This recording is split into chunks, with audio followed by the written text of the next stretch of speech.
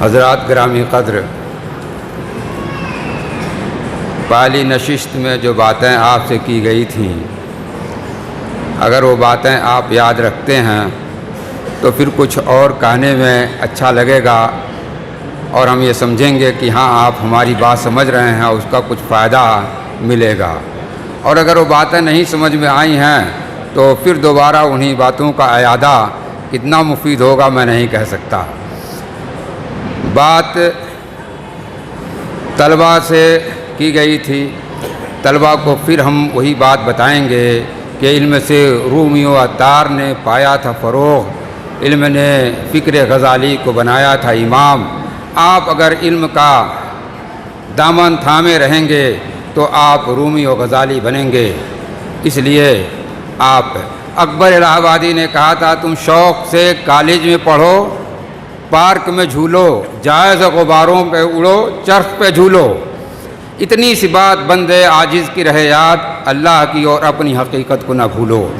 تو طلباء جو مدارس اسلامیہ میں تعلیم حاصل کرتے ہیں وہ صرف اس لیے کہ وہ اللہ کی اور اپنی حقیقت کو یاد رکھیں، وہ بھولیں نہ۔ اب یہاں سے ایک دوسری بات ان بزرگوں کی خدمت میں عرض کرنی ہے، وہ بات کہتے کہتے بھی رہ گئی تھی۔ کوئی بہت پرانی بات نہیں، ہم کہانی بھی نہیں کہیں گے، کوئی قصہ بھی نہیں، حقیقت حال بیان کریں گے تاکہ اس کو سمجھ کر کے، اس کو سن کر کے ہمارے اندر، آپ کے اندر ایک اچھا دینی جذبہ اور ولولہ پیدا ہو۔ آپ سب کو معلوم ہے ہندوستان کی ایک بڑی درسگاہ جامعہ فیض عام مئو ہے۔ میرا خیال ہے کہ اس وقت ہندوستان میں اس سے زیادہ علماء اور نہیں کہیں تیار ہوئے ہوں گے جتنا جامعہ اسلامیہ فیض عام سے تیار ہوئے ہیں۔ جامعہ فیض عام کے ایک ناظم تھے مولانا محمد احمد صاحب، وہ تقریباً 50-60 سال تک اس کے ناظم تھے۔ وہ دارالعلوم دیوبند کے فارغ تھے، حنفی المسلک تھے۔ فیض عام میں پڑھانے کے لیے منطق و فلسفہ آئے تھے، پڑھانے لگے۔ ان سے پہلے بڑے مولانا میاں سید نذیر حسین محدث دہلوی کے شاگرد تھے مولانا احمد صاحب، ان کو بڑے مولانا کہا جاتا تھا۔ ان کا انتقال ہوا، پھر ان کو ان کی جگہ پر ناظم بنا دیا گیا۔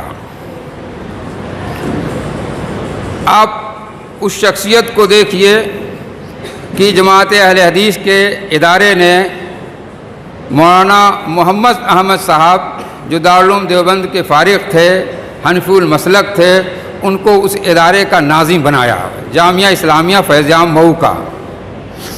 تقریباً 60 سال اس کے ناظم رہے۔ اب اس کے آگے کی جو چیز ہے اس کو بہت توجہ سے سننے کی ضرورت ہے۔ مولانا احمد صاحب مدرسہ فیض عام سے اپنے گھر جاتے تھے لالٹین لے کر کے کھانا کھانے۔ گھر پہنچتے تھے لالٹین کو بجھا دیتے تھے، پھر گھر سے چلتے تھے لالٹین کو جلاتے تھے، مدرسے میں آتے تھے لالٹین کو دھیما کر دیتے تھے۔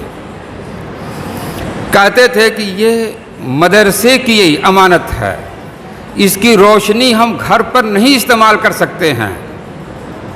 یہ تقویٰ، یہ پرہیزگاری تھی کہ 60 سال تک مدرسے کی نظامت کی اور ایک پیسہ خرد برد نہیں ہونے دیا اور تقویٰ اور پرہیزگاری کی ایک مثال قائم کی۔ ہمارے ہاں اداروں میں جب یہ چیز پیدا ہو جائے گی، کبھی بھی ادارہ دائیں بائیں نہیں ہوگا۔ ہم چاہتے ہیں کہ ہمارے ادارے میں بھی اسی انداز، بہت سارے علماء ہیں، آپ لوگوں میں سے بہت سارے لوگ مولانا اقبال رحمانی جامعہ سراج العلوم بونڈیہار کے ناظم کو جانتے ہوں گے، بہت بڑے عالم تھے۔ جس روز وہ مدرسے میں آئے اس کے بعد جس روز ان کی روح فنا ہوئی، مدرسے ہی کے رہے، مدرسے ہی میں رہے۔ جو کچھ کماتے تھے مدرسے کے لیے، ایک پیسہ مدرسے کا نہیں، ایک حبہ ادھر سے ادھر نہیں ہونے دیتے تھے۔ آج اس کا وقار اسی وجہ سے باقی ہے، اور اس درسگاہ کے طلباء آج بھی عام درسگاہوں کے طلباء سے زیادہ بہتر سمجھے جاتے ہیں۔ ہمارے اندر اگر یہ روح پیدا ہو جائے گی تو ہمارے بچوں کا انتاج بھی اسی طرح سے ہوگا، ہمارے اساتذہ بھی اسی انداز کے ہوں گے، ہمارے طلباء بھی اسی انداز سے ہوں گے۔ میں یہ بات صرف اس لیے، دیکھیے یہ باتیں اس لیے بتائی جا رہی ہیں کہ ہم میں سے بہت سارے لوگوں کے اوپر اس طرح کی ذمہ داریاں ہوتی ہیں۔ ایک ابھی کل کا واقعہ ہے، ایک مولانا جمال الدین سلفی آسام کے تھے، تقریباً 90 سال کی عمر میں ان کا انتقال ہوا۔ سرکاری ملازم تھے لیکن بڑے عالم تھے۔ انہوں نے مولانا اسماعیل گجرانوالا، مولانا محمد گوندلوی اور بڑے بڑے علماء سے انہوں نے تعلیم حاصل کی تھی۔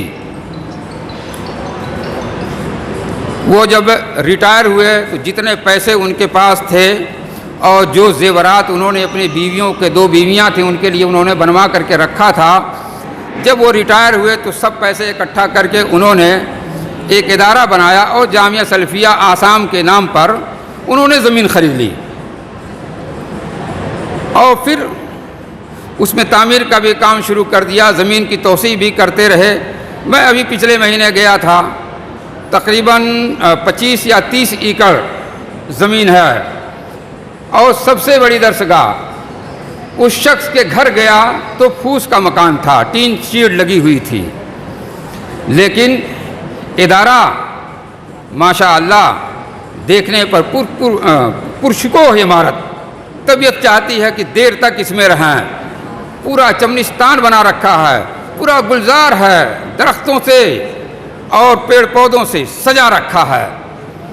آج اس شخص کی محنت اور قربانی اس قدر رنگ لائی کہ آسام میں بارپیٹا پورا ضلع اب شاید اس میں چند حنفی ہوں، ورنہ سب کے سب اہل حدیث ہو گئے ہیں۔